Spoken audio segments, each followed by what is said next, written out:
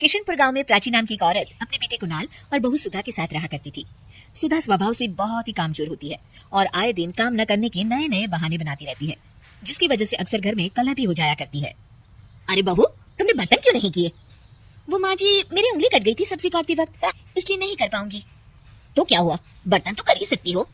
नहीं ना माँ जी, सर्फ लगने से कटे हुए भाग में दर्द हो जाएगा। आज के लिए बर्तन आप ही कर लीजिए। इस तरह से सुधा रोज काम ना करने के नए नए बहाने ढूंढ ही लेती है। सुधा कुणाल के आते ही काम करने का दिखावा करती और उसके जाते ही वापस से नया नाटक करती। माँ, मुझे ऑफिस जाने में देरी हो रही है, आप जल्दी से नाश्ता दे दो। जी, आप माँ जी को क्यों बुला रहे हैं? मैं अभी आपके लिए आलू के पराठे बना देती हूँ। अरे वाह सुधा, जब से तुम आई हो माँ को कितना आराम मिल गया है। तुम सच में बहुत अच्छी बहू हो। प्राची सुधा की इस आदत से बहुत ही परेशान होती है, मगर वो कुछ भी नहीं कर पाती। इधर सुधा काम न करने का रोज एक नया बहाना ढूंढ लेती। अब कोई ऐसा बहाना बनाऊंगी जिससे माँ जी की चिकचिकी खत्म हो जाए और वो मुझे काम के लिए बोलना ही छोड़ दे।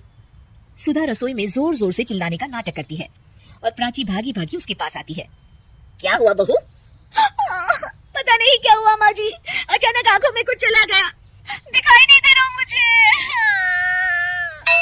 अरे कैसी बातें कर रही हो? आंखों को अच्छे से धोकर मस लो ना। आंखों को बहुत बार धो लिया मैंने, मगर कुछ भी नहीं दिख रहा अब भी। और इस तरह उस दिन से सुधा अंधी होने का नाटक करने लगती है और घर का सारा काम प्राची के सर आ जाता है। वो समझ भी नहीं पाती कि आखिर सुधा को हुआ क्या। इधर सुधा की ऐश हो जाती है। वो अब बिस्तर पर बैठे बैठे हुक्म चलाती रहती है। माँ जी, जरा चाय तो पिला दीजिए ना। हाँ बेटा। प्राची को शक हो जाता है कि सुधा नाटक कर रही है और वो अपने तरीके से पता लगाने की कोशिश करती है। प्राची घर में आई स्पेशलिस्ट डॉक्टर को बुलाती है। देखिए ना डॉक्टर साहब, मेरी इतनी प्यारी बहू को न जाने किसकी नजर लग गई। हुआ क्या? अरे देख ही नहीं पा रही वो तो। क्या हुआ है आपको? पता नहीं डॉक्टर साहब, कुछ दिखाई नहीं दे रहा मुझे।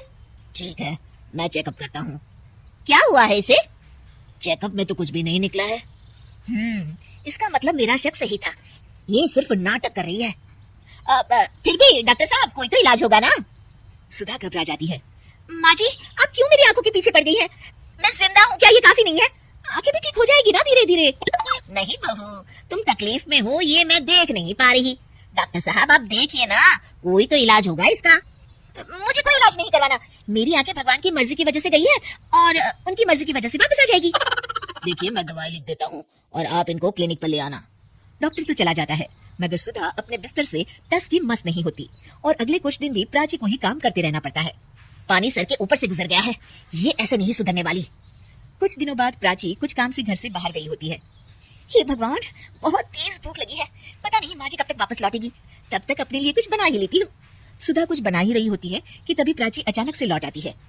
हे भगवान, माँ जी तो बहुत जल्दी लौट आई। जल्दी जल्दी चूल्हा बुझाने के चक्कर में उसके पल्लू में आग लग जाती है और वो जोर जोर से चिल्लाने लगती है। ये आवाज कैसी? प्राची भागी भागी रसोई की तरफ आती है। अरे बहू, ये आग कैसे लगी और तुम यहाँ क्या कर रही थी? पहले मुझे बचाइए माँ जी। प्राची फटाफट उसके ऊपर एक चादर डाल देती है और आग बुझाती है। सुधा के अंधे ना होने का सच अब सामने आ जाता है और वो प्राची से आंखें नहीं मिला पाती। ये सब क्या है बहू? मुझे माफ कर दो माँ जी। मुझे तुम पर शक पहले से ही था बहू, मगर काम चोरी इस कदर भी ना करो कि खुद को ही नुकसान हो जाए। ये हमारे घर का ही तो काम है ना बहू।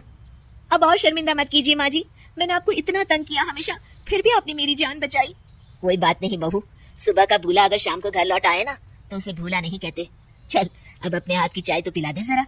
जी माँ जी।